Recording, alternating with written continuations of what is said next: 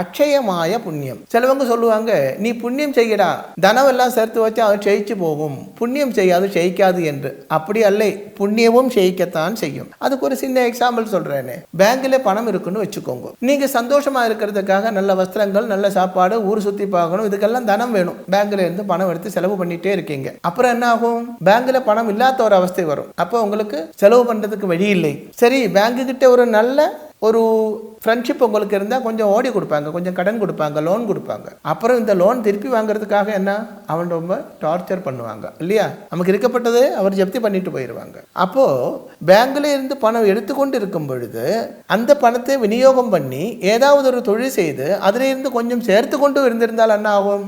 எடுத்துக்கொண்டும் இருக்கும், அங்கே சேர்ந்து கொண்டும் இருக்கும். அதாவது நாம் சுகம் சந்தோஷம் அனுபவிக்கும் பொழுது நம்மளோட புண்ணியம் குறைஞ்சு குறைஞ்சு வரும். அந்த புண்ணியம் வற்றி போகாமல் பார்க்க வேண்டும்.